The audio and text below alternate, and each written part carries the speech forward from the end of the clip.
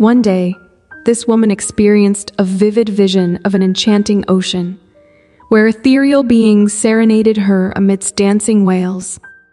It was a realm entirely unfamiliar to her, yet an ache of longing stirred within.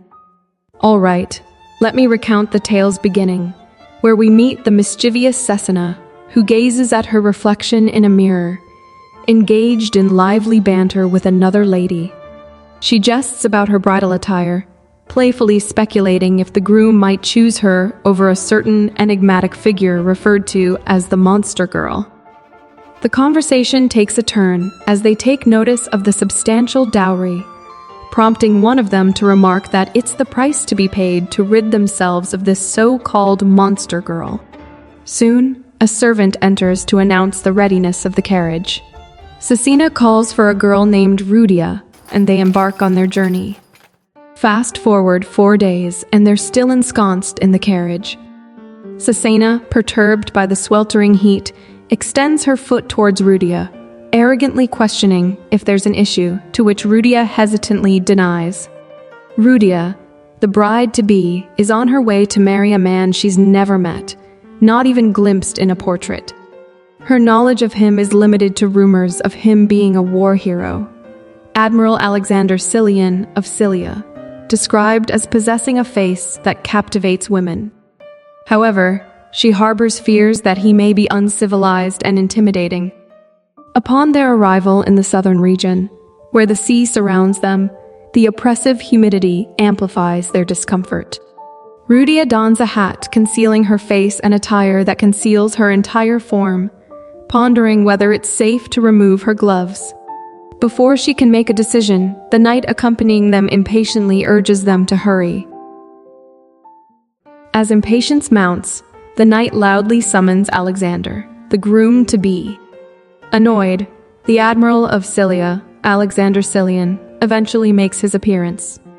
Cecina attempts to flatter him with compliments, but her efforts fall flat. He bluntly informs her that she's not the intended bride, and dismisses her request to be escorted to the castle.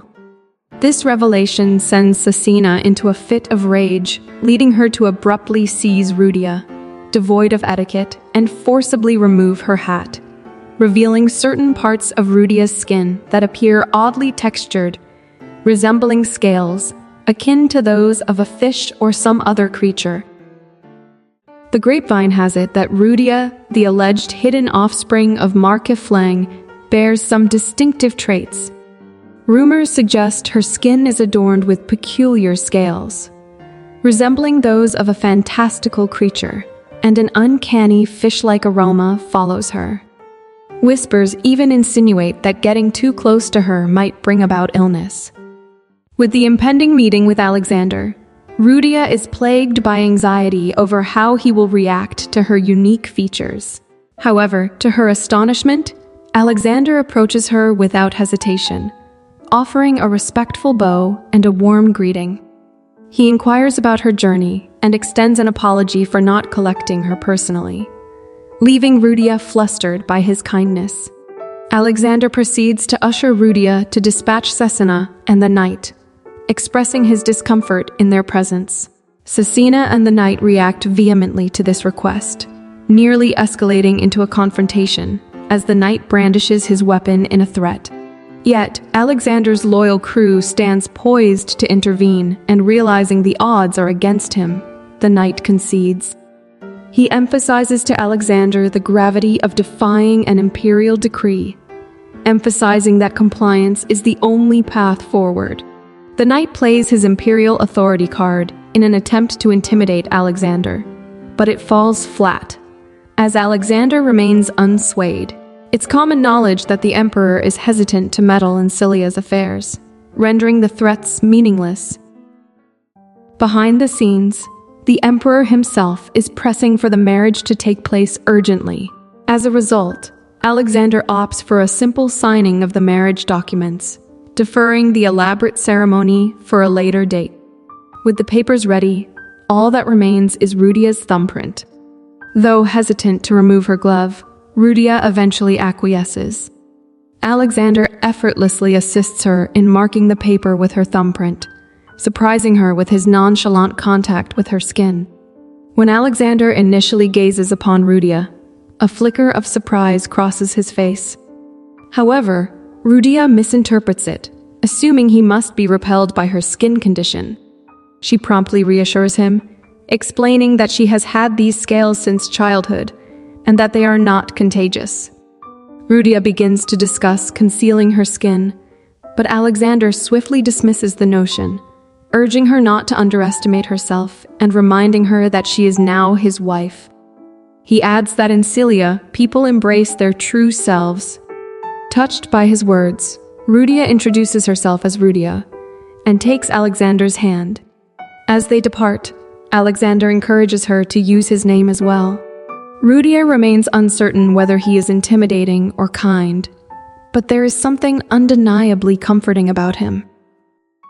Upon Rudia's approach, Cecina begins to hassle her for her tardiness.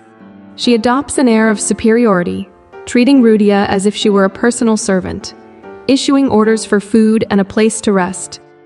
Rudia can't help but feel diminished by being subjected to such bossy treatment. Unexpectedly, Alexander's hand tightens around Rudia's, and even without saying a word, his touch imparts a profound sense of calm to her. Summoning her courage, Rudia firmly tells Cecina to depart since Alexander is clearly uncomfortable with outsiders. Cecina reacts explosively to this declaration, but the knight who escorted Cecina manages to soothe her and suggests it's wiser to leave voluntarily than face forced eviction. Rudia can hardly believe she just stood up to Cecina in this manner, a first for her. Alexander leads Rudia to explore the castle they will share. It's situated on Sercilian Island, a part of Cilia surrounded by the sea. Observing a lack of boats, Rudia briefly wonders if they are expected to swim. Then, unexpectedly, Alexander raises his hand, akin to Moses parting the sea. Rudia stands in utter amazement as a path opens up before them, facilitating their arrival on Sercilian. She remains captivated by the parting of the water. Upon entering the castle, they are welcomed by Albert, the butler, and Maya, the maid. Alexander instructs Maya to guide Rudia to her room, suggesting Rudia take some rest while he attends to his duties. Out of nowhere, he leans in and whispers to Rudia that he won't leave her alone at night, causing Rudia to blush intensely. Still flustered, she follows Maya to her room, leaving Alexander and Albert behind. Maya then recommends that Rudia indulge in a relaxing bath after her journey, leading her to the splendid outdoor bath located downstairs. She even offers to assist Rudia in untying her dress ribbons. Rudia worries that Maya might find her body unusual upon seeing it, but to her surprise, Maya simply smiles warmly and reassures her not to fret. With a sigh of relief, Rudia immerses herself in the bath. Meanwhile, in a separate chamber, Alexander and Albert engage in a conversation concerning Rudia. Albert inquires if Rudia possesses any knowledge about herself and Cilia. Alexander is taken aback by Rudia's belief that she has a skin ailment. In his view, her scales are not a defect, but exquisite, translucent markings. He firmly believes that Rudia hails from a lineage of powerful and noble mermaids, potentially rivaling the royalty of the northern mermaids, and perhaps even surpassing them. The realization that someone of such formidable potential has remained oblivious to her true identity compels Alexander to suggest that they should unlock Rudia's abilities as soon as possible.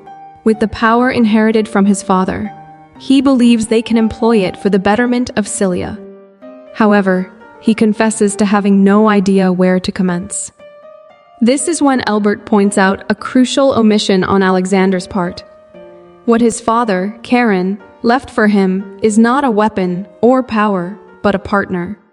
Albert reveals that Alexander has limited experience in the realm of courting women, which vexes Alexander as he believes he has treated Rudia exceptionally well right from the start. In response, Alexander queries Albert about the relevance of his dating experience to Rudia's powers. Albert illustrates with an example, envision someone informing Alexander, a proud descendant of a dragon and a man of the sea, that he is actually a land dweller. This analogy persuades Alexander to refrain from hastily divulging the truth to Rudia, as it could potentially cause her distress. Later that evening, in Rudia's chamber, she drifts into slumber completely unclothed. Upon awakening, her memory is limited to dozing off in the bathtub. She discovers a dress on the table, dons it, and unexpectedly, Alexander seeks permission to enter and admire his wife in a garment that once belonged to his mother in her youth. Rudia feels a tad uneasy in the somewhat revealing attire. Nevertheless, Alexander reassures her that she looks splendid in it, and underscores that no one in Cilia conceals their bodies. Out of the blue, Rudia inquires if they are truly married now. She still finds it challenging to believe she is wedded to Alexander, as she never thought she could experience a conventional married life like others. Wearing a concerned expression, she asks if she appears monstrous to him. Alexander firmly counters, asserting that she is beautiful just the way she is, and encourages her to be more forgiving toward herself. Subsequently, he leans in, stating that this is his response to her question, and gently places a soft kiss on Rudia's lips.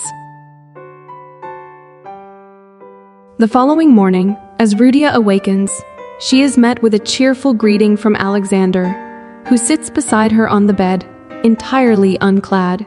Feeling a mix of shyness and astonishment, Rudia promptly sits up and employs the blanket to shield her body.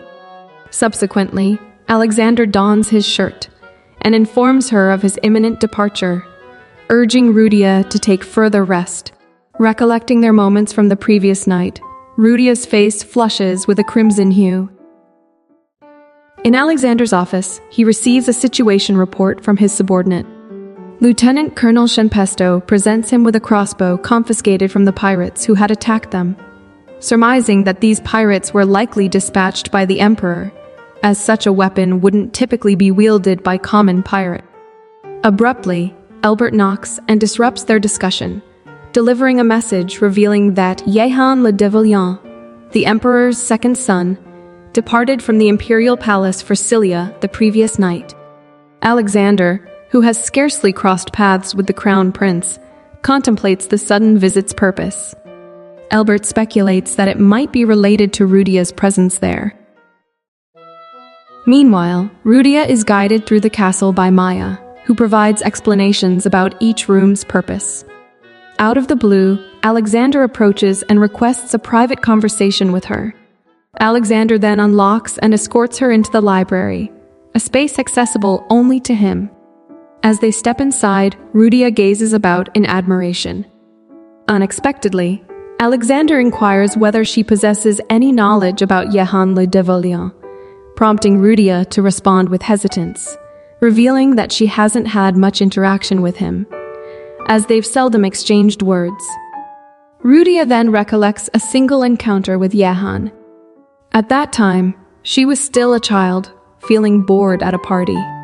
She had ventured out of the hall for some fresh air, and during that moment, a young Jehan had mistakenly called out to her as Ira. As he realized his error, he swiftly apologized and departed. Rudia explains that this is the only memory she has of her interaction with Jehan. Given their mutual lack of insight into Jehan's motives for coming to Cilia, Alexander can only wait for him to make contact.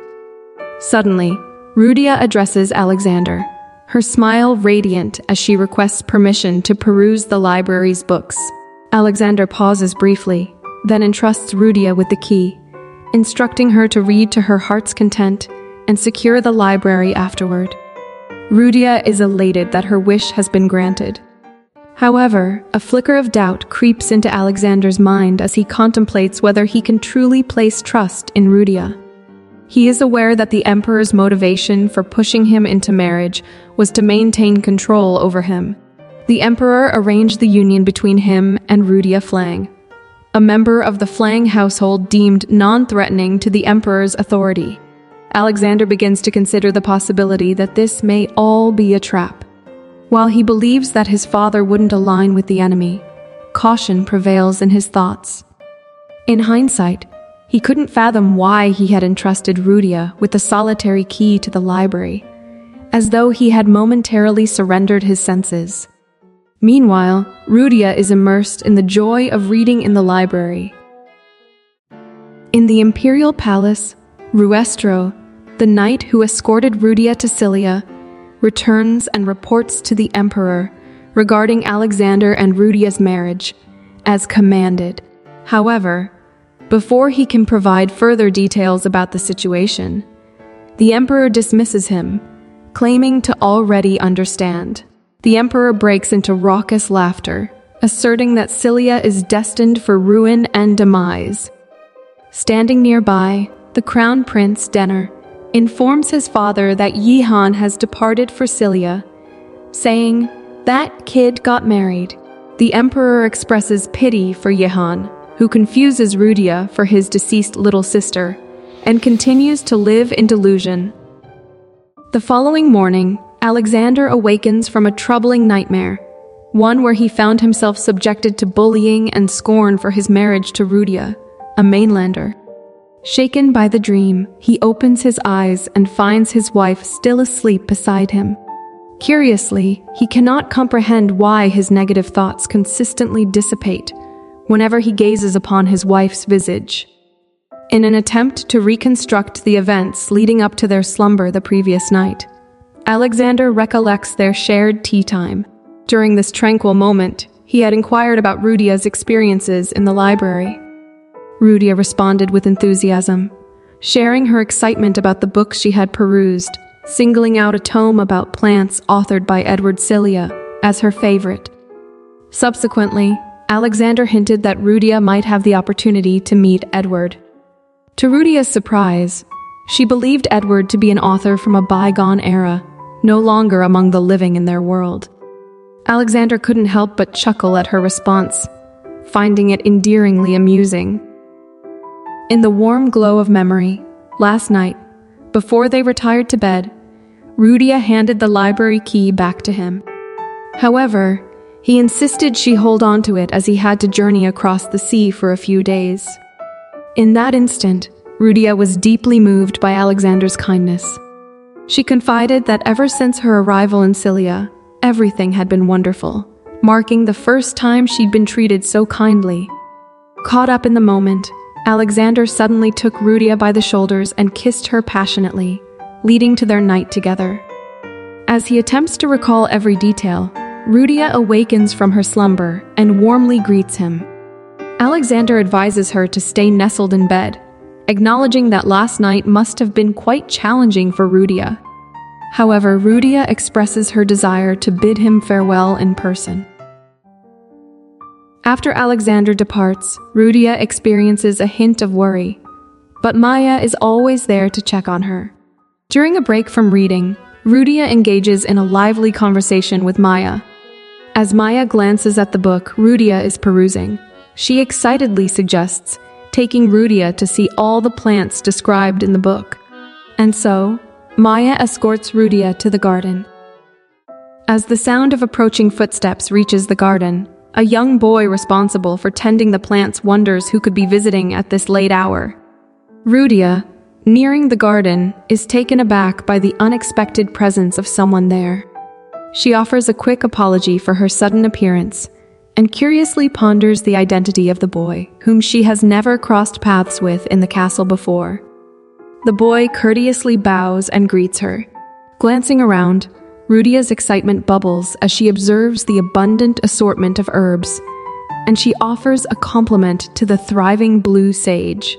Blushing slightly, the boy expresses his gratitude for the compliment, but is about to provide an explanation when Maya interrupts, rushing in with a parasol and a container of water for Rudia. However, Maya is suddenly struck with shock upon seeing the boy beside Rudia. Sensing the awkward atmosphere, Rudia extends an invitation for them to share some tea, but the boy declines, citing his pending tasks. As she watches the boy depart, Rudia belatedly realizes that she forgot to inquire about his name. Out in the middle of the turbulent sea, thunder resounds with great intensity.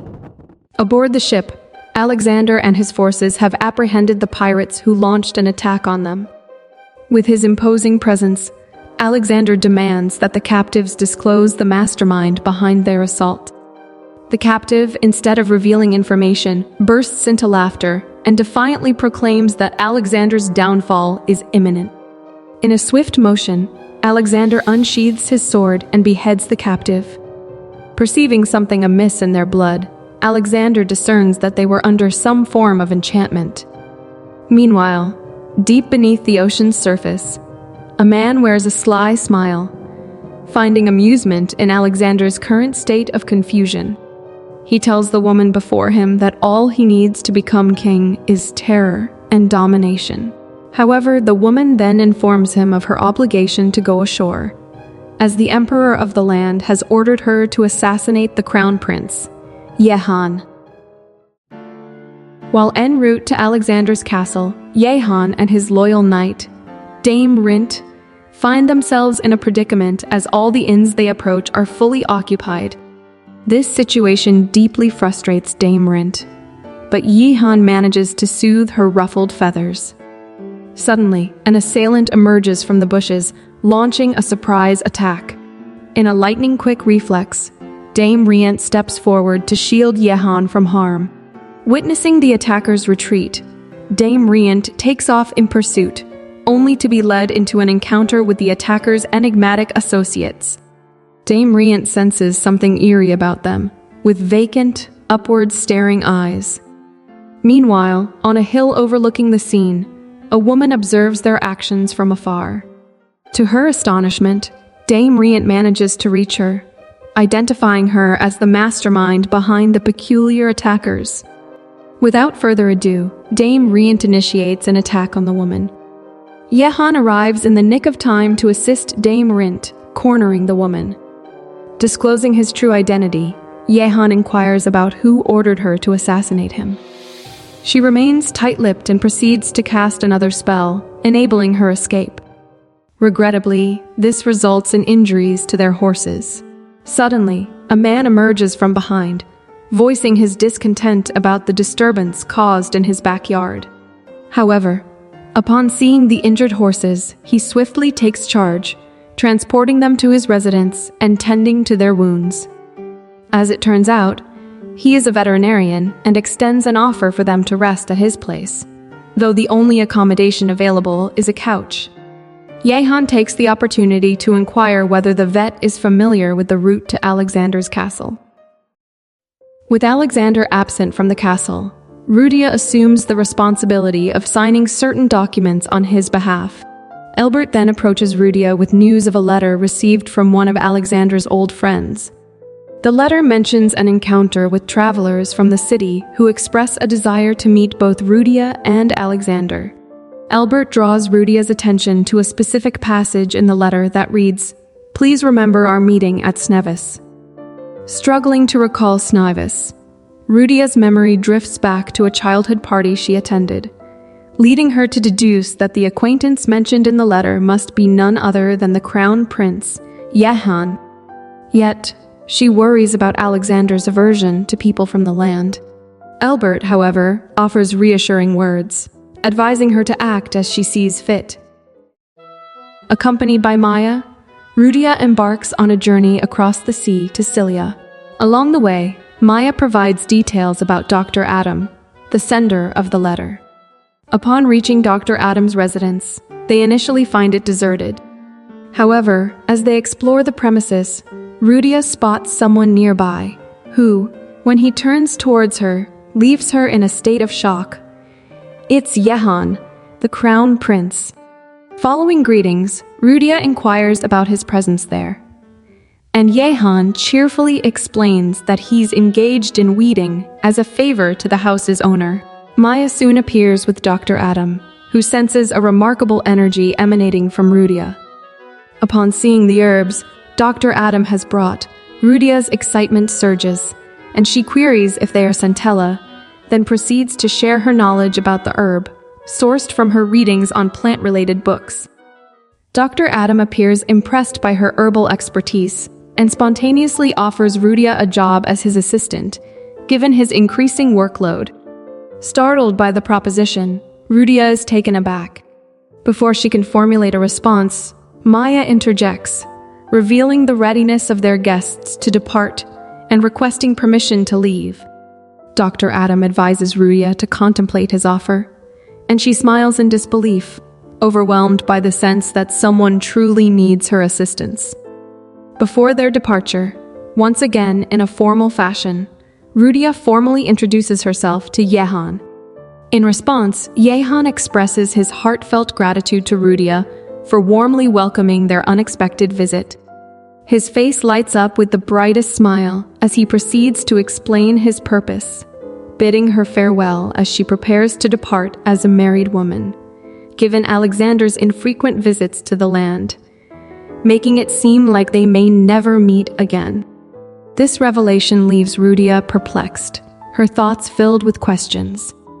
Yehan continues by describing Rudia as a sisterly figure to him.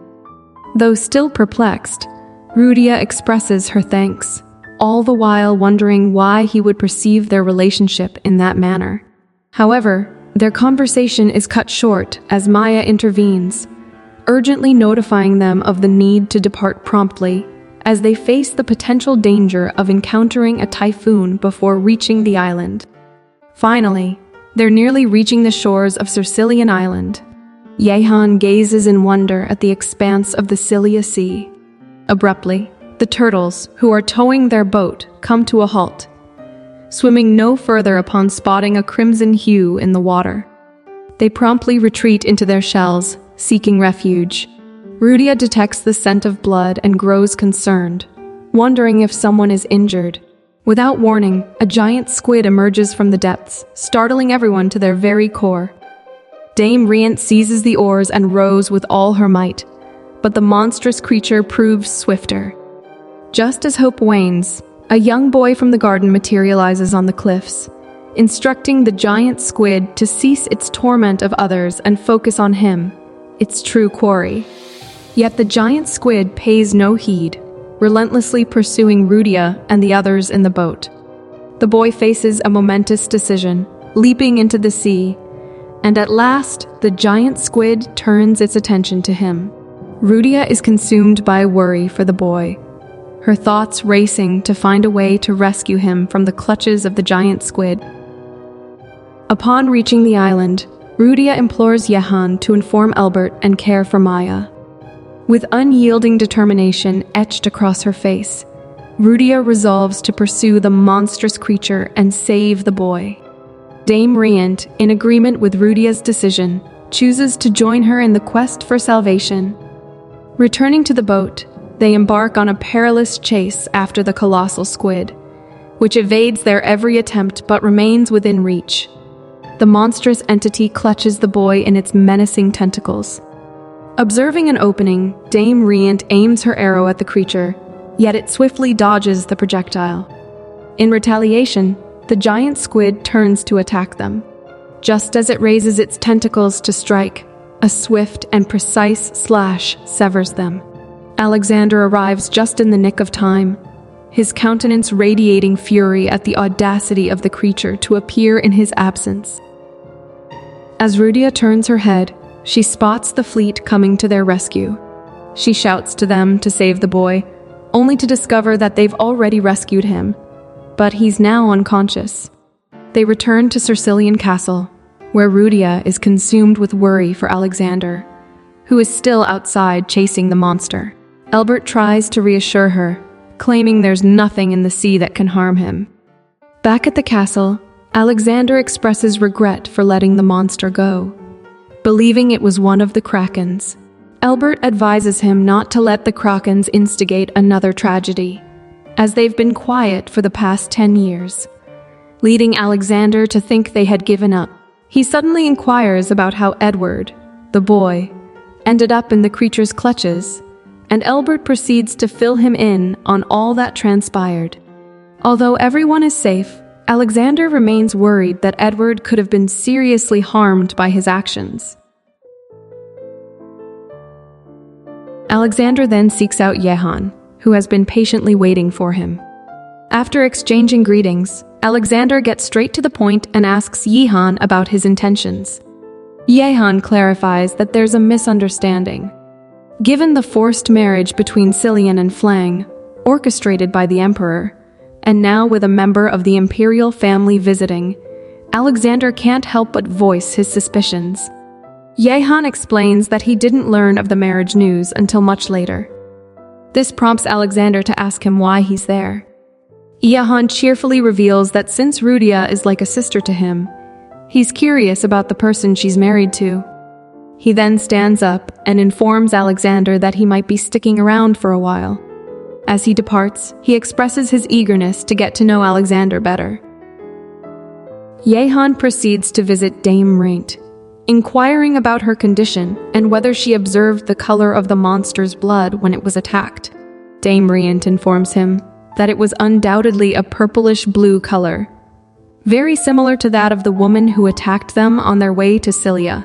Yehan contemplates the presence of someone in the region who was out to kill him and potentially harbors enmity toward Alexander as well. He finds the situation intriguing, considering that he initially believed his mission there would be futile, but now sees the possibility of gaining something from it. In her chamber, Rudia examines her bandaged hand, reflecting on how everyone here is concerned about a minor scratch. She feels like a different person since arriving in Cilia, where everyone treats her kindly. Suddenly, the door swings open, and Alexander enters, asking about Rudia's well-being. With a reassuring expression, Rudia assures him that she's perfectly fine now that her wounds have been treated.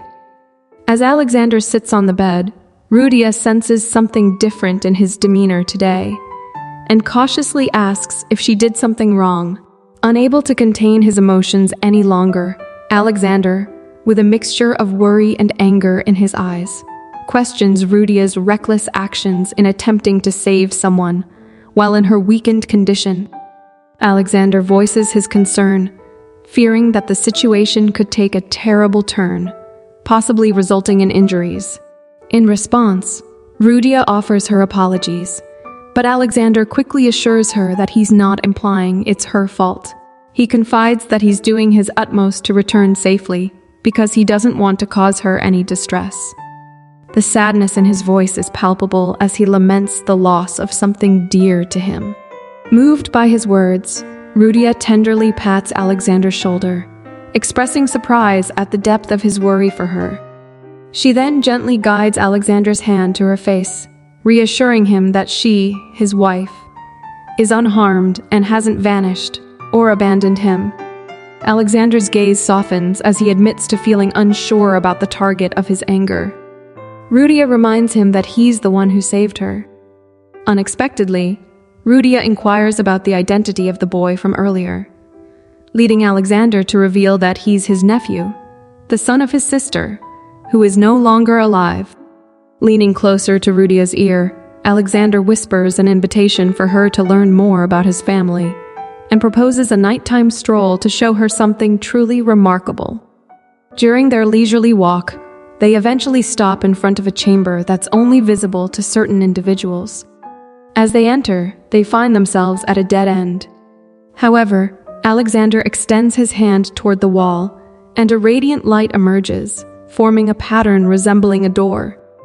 A luminous path materializes before them, and Alexander invites Rudia to step inside. They descend a staircase with only a candle that Alexander has brought providing illumination. While walking, Alexander informs her that they should now be below sea level. Suddenly, the ground trembles, causing Rudia to clutch onto Alexander's arm tightly. In a composed tone, Alexander reassures her that there's no danger and encourages her to hold on to his arm if she feels frightened. Rudia's heart races, unsure whether the cause is the trembling ground or the man beside her. Alexander then blows out the candle and instructs Rudia to look ahead, despite the darkness. At first, she can see nothing, but upon closer examination, she discerns a depiction of Sercilian, Alexander's mother, along with images of the 72 orcas that are her kin. Alexander shares stories of his mother, who aspired to be a doctor from a young age and established medical facilities throughout Cilia while investing in the field of medicine. The day after, Alexander struggles to fit into his formal attire, feeling uncomfortable in it. However, Rudia, with her radiant smile, compliments Alexander, comparing him to a prince from a storybook. Upon hearing Rudia's praise, Alexander attempts to maintain his composure, mentioning that he wanted to make a good impression since they have a guest. During lunch with the crown prince, Jehan and Rudia, the two of them engage in lively conversation. Meanwhile, Alexander can only observe them and notice how his wife smiles at another man, which somehow irks him. Jehan even cracks a joke that makes Rudia burst into laughter, but Alexander fails to find it amusing. Observing Rudia's finger, Jehan inquires about the whereabouts of her wedding ring, to which Rudia replies that she doesn't have one yet. Jehan turns to Alexander, teasing him about not having gifted his beautiful wife any jewelry yet. With a sharp glance, Alexander offers an excuse, claiming that crafting such a beautiful ring takes time. He emphasizes that the emperor rushed their wedding so much that he didn't even have the chance to select a ring. Jehan then calls Dame Rint, who arrives with a beautifully crafted box in her hands. He presents it to Rudia as a wedding gift. As she opens the box, Rudia is in awe to discover a magnificent tiara named Laughter of the Stars, personally commissioned by Jehan. It's made of platinum, diamonds, and the highest quality rubies. Jehan explains that he originally intended to give it to his sister, but unfortunately, she is no longer with him, so he decided to present it to Rudia. However, Rudia hesitates to accept the gift, finding it too extravagant. Observing his wife's discomfort, Alexander reassures her to accept the gift. In an attempt not to be outdone by Jehan, Alexander adds that Rudia will soon find herself in possession of many pieces of jewelry, hinting at even grander gifts in the future. So she shouldn't be surprised by such a present. With a humble heart, Rudia eventually accepts the gift with gratitude. Later in his office, Alexander seethes with jealousy over Jehan's attempts to charm his wife. Feeling the need to outdo Jehan's gift, Alexander orders Albert to summon Desiderio of the Seahorse tribe, declaring his intention to create something that will make the tiara look like a mere jest. There's a man named Million Twalsita, reportedly one of Alexander's subordinates functioning as an informant. He has penned a letter detailing the current situation within the imperial palace. Moreover, he mentions the first Prince Denner's intense interest in gathering any information about Cilia from Cesena, as Jehan is presently in Cilia.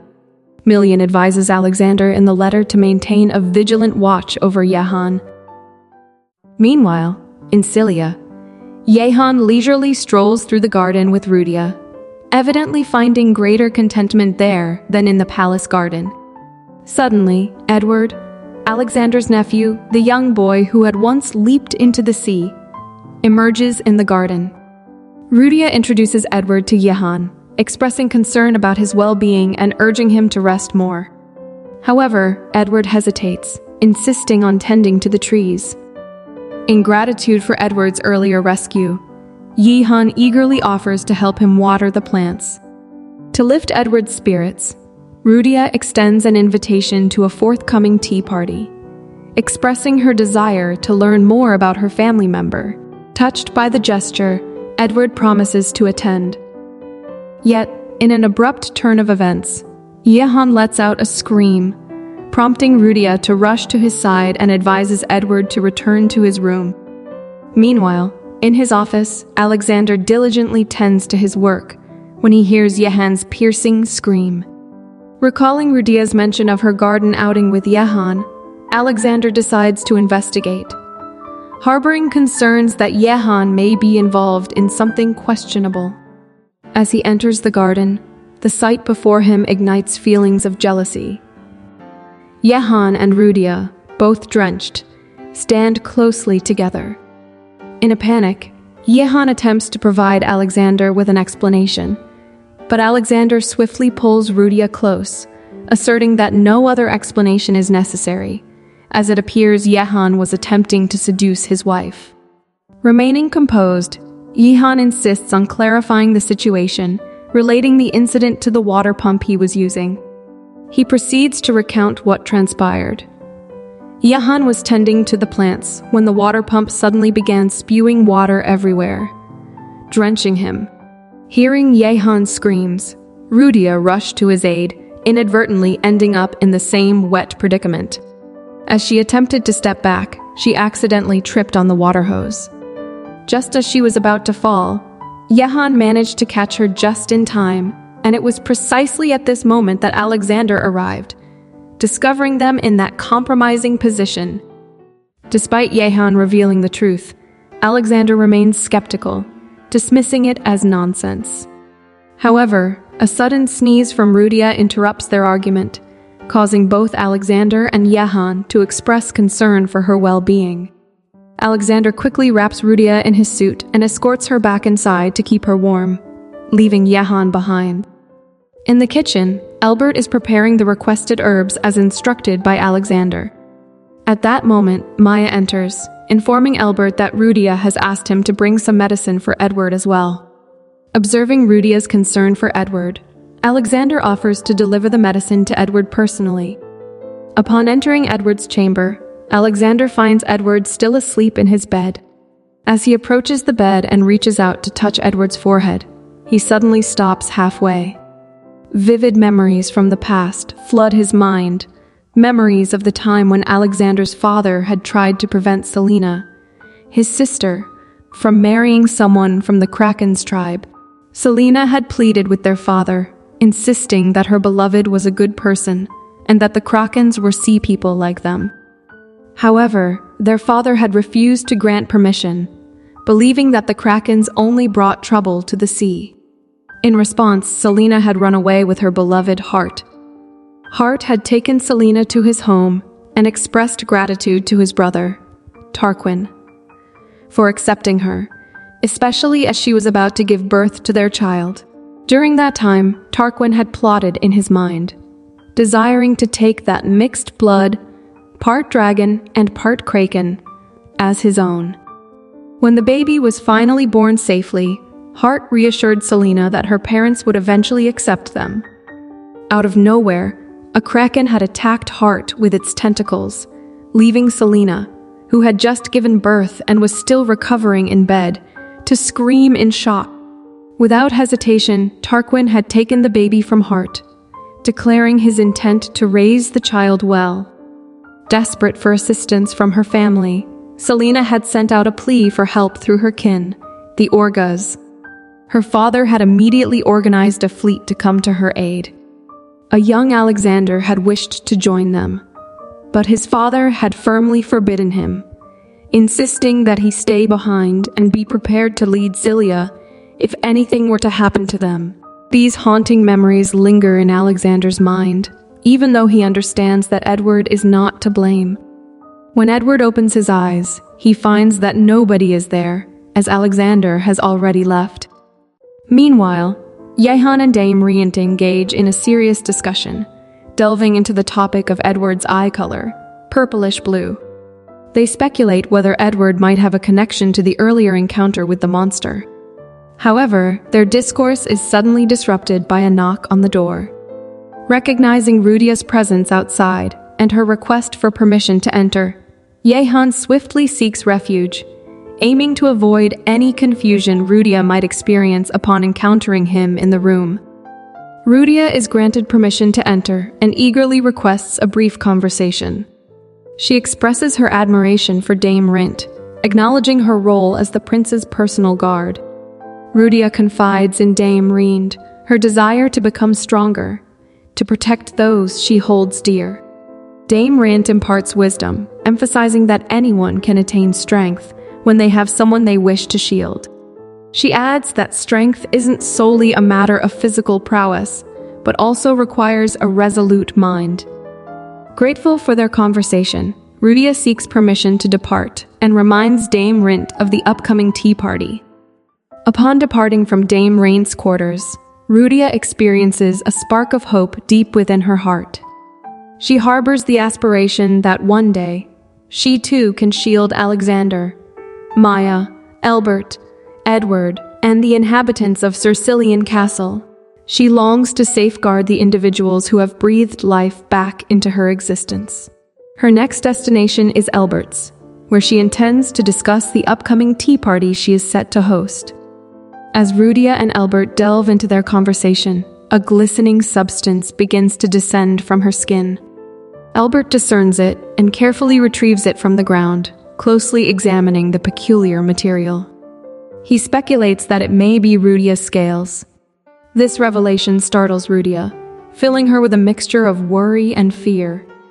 In a state of distress, she rushes into Alexander's office, her countenance marked by anxiety. And through her tears, she confides in Alexander, expressing her concern that something is amiss with her body. With a perplexed expression, Alexander inquires of Rudia what's happening to her, prompting her to reveal that her scales are unexpectedly shedding from her face and neck. In a state of panic, she describes it as a sort of skin condition that no doctor in the capital could remedy, and she had resigned herself to living with it for her entire life. Alexander, seeking to soothe her, draws her closer into his embrace and admits that there's something he should have disclosed earlier. He humbly seeks her forgiveness for not revealing it sooner.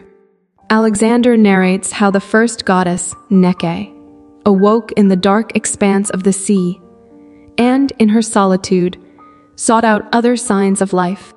As he speaks, he describes the emergence of 3 more goddesses, Charybdis, Elpelia, and Ruraha, who became sisters. However, their unity was short-lived as Ruraha, the goddess of kindness, met her demise. In response to Ruraha's passing, Nek proposed creating beings in the sea, creatures that could live and die so that Ruraha wouldn't be alone in the afterlife. They fashioned various sea creatures, including starfish and crabs. But Nek took a different approach by creating a dragon. Unfortunately, the dragon proved unruly and posed a threat to Ruraha. Charybdis suggested the creation of beings resembling humans, borrowing their form and intelligence, but imbued with the soul of the sea dragon. These beings had scales covering their bodies, akin to fish, and these scales would shed as they matured. They possessed the ability to breathe underwater and thrive in the sea. Alexander then discloses that the Cilians are not humans, but rather creations of the goddesses, bearing the appearance of humans and the essence of the sea, making them the sea people. Seeking to comprehend her own circumstances, Rudia queries whether she is one of these sea people. Alexander confirms that he realized she was a sea person who had yet to shed her scales from the moment he first laid eyes on her. However, he hesitated to reveal the truth, considering her lifelong belief that she was a human. He reassures her that he had intended to disclose this information eventually, but the scales began to fall off sooner than expected.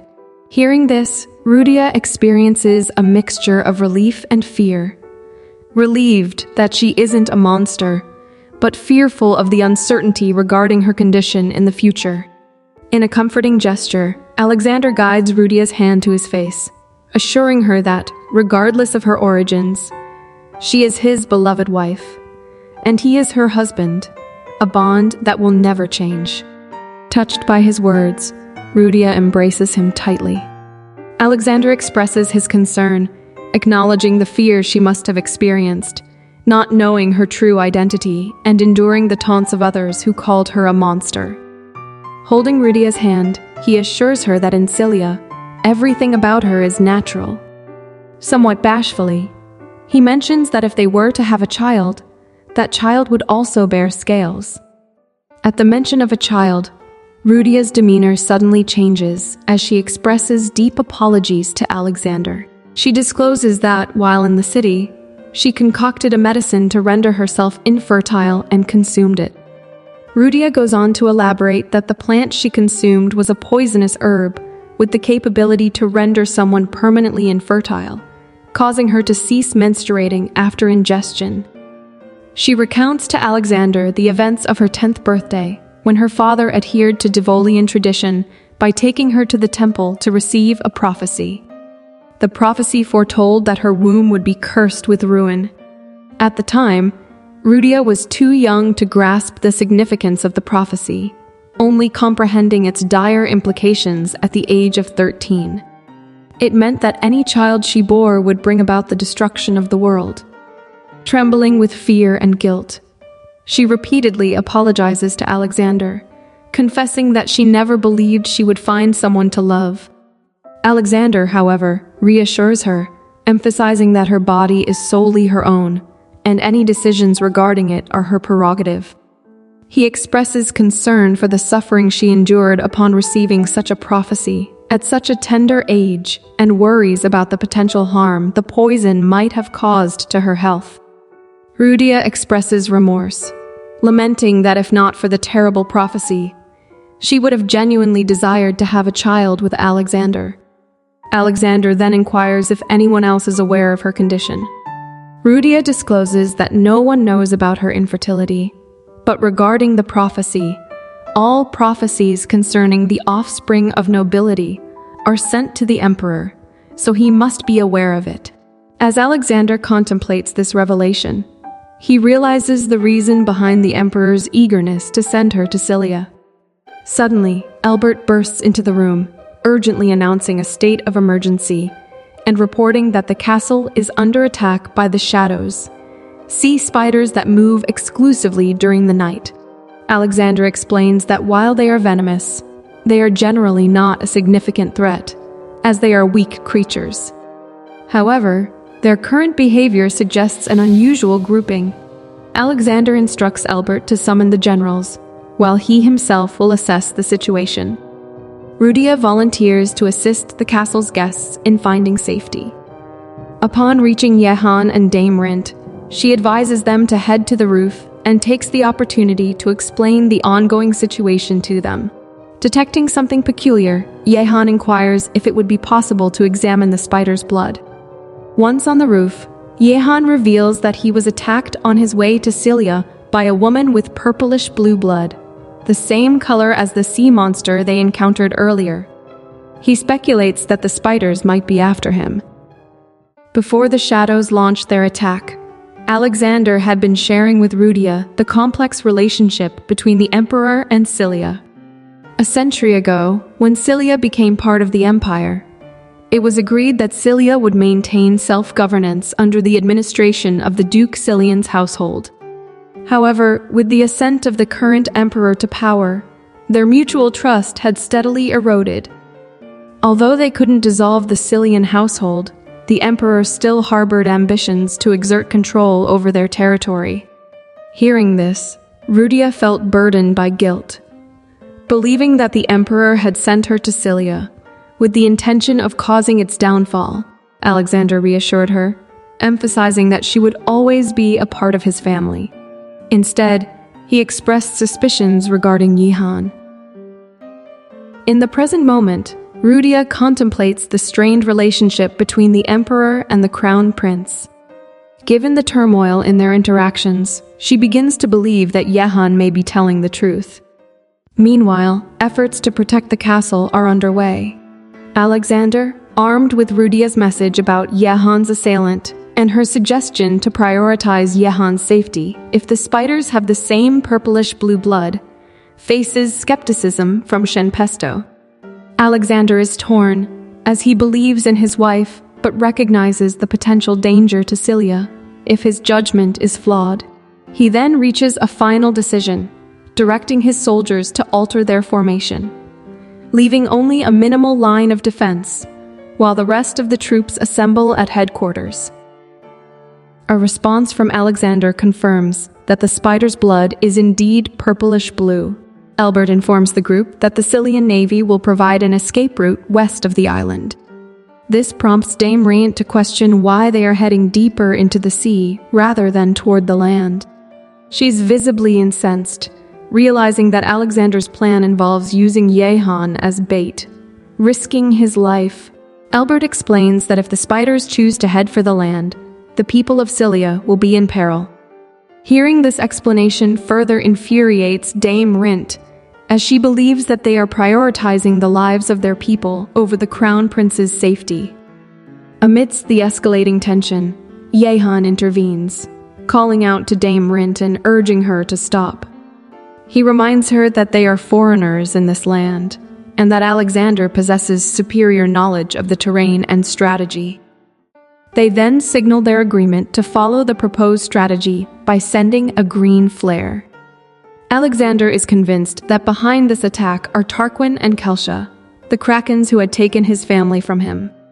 He raises his hand and parts the water, creating a path for Yehan and Dame Rint to make their escape. As Yehan and Dame Rint flee, Kelsha and Tarquin observe their movements through a magical sphere. Suddenly, Kelsha stands up and, with a cunning smile, suggests sending Yehan their beautiful children. If you'd like to guess what kind of creature Kelsha is referring to, please leave your thoughts in the comment box below, and don't forget to tap that like button. Thank you for watching. Hope you enjoyed every moment of it.